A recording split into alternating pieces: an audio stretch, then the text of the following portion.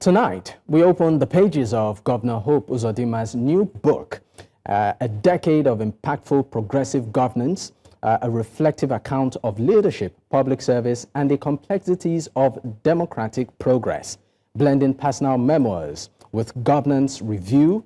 The book traces key developments in Imo State while offering broader insights into Nigeria's political landscape. We also examine the milestones, policy choices, and institutional reforms it highlights, and ask, how does this narrative shape our understanding of Nigeria's path towards inclusive, sustainable development, and what questions does it leave for the future? Well, joining me right now to discuss this is Professor Bennett Chima Nwanguma. He is the book reviewer and lecturer, Department of Biochemistry, University of Nigeria, Nsukka. He joins me live in the studio. Thank you for your time, sir. Oh, thank you for having me. All right. This book, A Decade of Impactful Progressive Governance in Nigeria, by His Excellency, the Governor of Imo State, sort of did a chronology, and this is me talking, loosely on the book right now, a chronology of the progressive ideology from its inception down to what it is right now. But my question to you is, the objective behind this piece. What exactly was the aim? Well, as you know, by May 2025, May 29th, 2025 to be precise, the All Progressive Congress had been in power for exactly 10 years. That's a decade. It's a milestone in political governance. And so the aim of this book, simply put, was to document for posterity the achievements that this party has achieved in leading Nigeria in the last 10 years. And one thing I also noticed in the book is the fact that it sort of, highlighted the idea of political ideology. I saw words like conservatives, particularly words like progressives, trying to sort of demystify, well, I call it the public notions that most political parties or politicians do not run on ideology. I know the book dealt on that. Would you like to speak on that too, sir? Yes, gladly speak on that. In a particular chapter was dedicated to the history of progressive politics. Dating all the way to the 19th century. And then in that sub-chapter, how progressive governance transformed parts of Europe, America, Latin America, and even Asia, was narrated as part of history.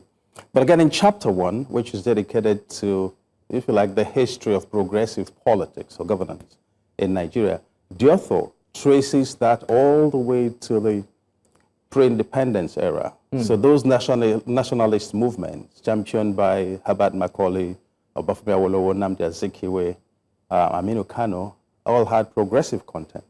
And they were responding to the needs of the people who had become disenchanted with the colonial government and needed an improvement in their lives.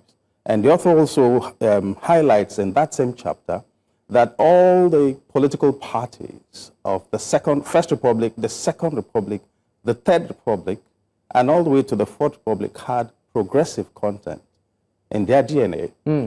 That's very interesting narrative there.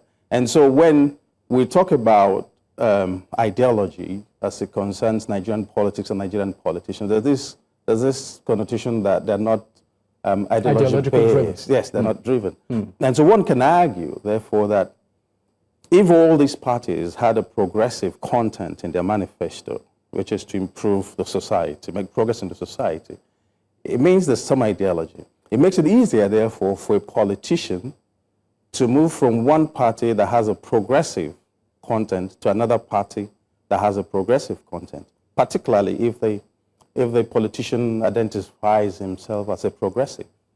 Now, for people that are watching that may not even, understand what the word progressive means, just quickly, would you like to break, when I say, for instance, I'm driven by progressive ideology, what does it mean in this context? You're driven by simple ideology to improve the society in which you live. You're trying to make life easier, better for the people. So you want to address such issues as exclusion, you want inclusiveness, and you want a government that works for everyone, accommodates everyone, the needs of the people, addressing such perennial issues as poverty, inequality, hunger, insecurity, etc. Just a better society. All right.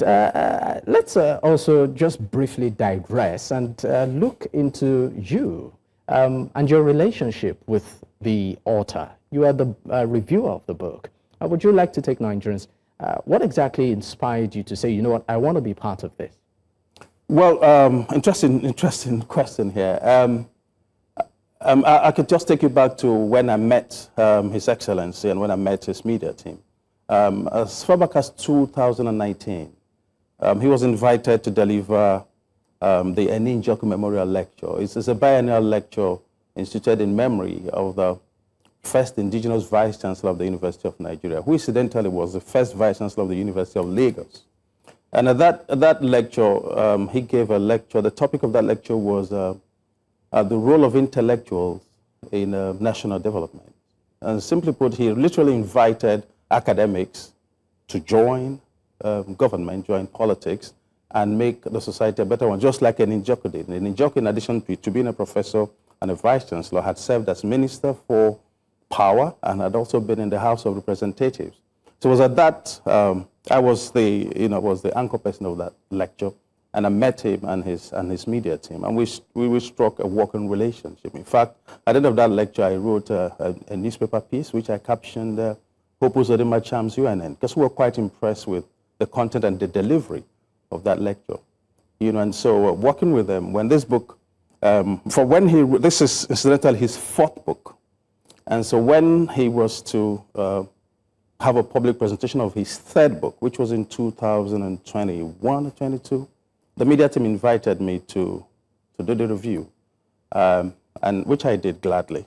This is a bigger project, and when I was approached again, I gladly accepted, meaning that they must have been impressed with the first review that I did. I mean, what's your message to those who feel that this book is another PR document by the ruling party to sway Nigerians? Well, message is make an effort to read the book. That would be the simple message. But I tell them it's not. It's not a PR document. I do agree that when you tell your story, you tell it in the best way possible. But this book goes far beyond a PR document. Because the author worked very hard to make this book look as balanced as can be. There are chapters where he compared progress, developments, and achievements in the country in the last 10 years of governance by PDP and governance in the last 10 years of APC government. He did that comparison and dedicated a particular chapter to common criticisms of the APC government. It was that bold to acknowledge that they received these criticisms and they're not without basis, but he put up a defense and offered a promise, if you like, that these are being addressed. They're not unmindful of these challenges, and they know that some of the problems they set out to address have not been solved completely. But as they say, it's work in progress. All right. Let's look at this book within the context of the academic space. For students, for instance, lecturers, I mean, how much of takeaways do you think, or impact do you think this book can make within the academic curricula? Should students or people in the academia choose to pick it up and say, you know what, I want to understand a bit of Nigeria's political history. I want to understand what the progressive ideology stands for. I want to understand where we are coming from and where we are headed.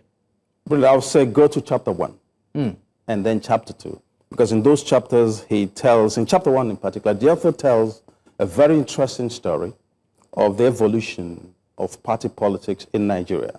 From, like I said before, from the pre-independence era through the first, the second, the third, and the fourth republic. And strikes a very interesting connection between that political history, or that history of Nigerian politics, and contemporary politics. A very interesting narrative with the parties, with the founders, with their mandates, how they got formed, the coalitions. There's even a history of coalitions there. A very interesting component of this book. And it's factual, good reference text for history, good reference text for political science, and of course for governance and for policy. All right, we'll go on a quick break. When we return, we'll definitely continue this conversation. Stay with us. We will be right back.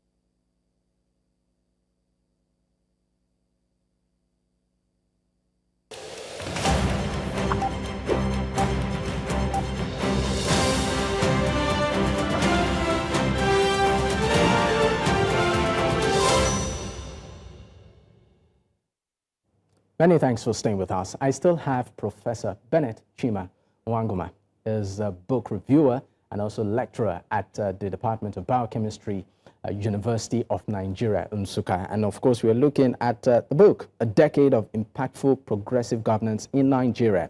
A book, of course, written by the governor of Imo State, His Excellency, Governor Hope Uzodimma. Thank you for your time once again, sir. All right, now, interestingly, in the book also took a bold dive or a deep dive, about 23 pages to acknowledge and also address some common criticism, of the current administration, particularly in the past 10 years. I'd like you to speak on, that.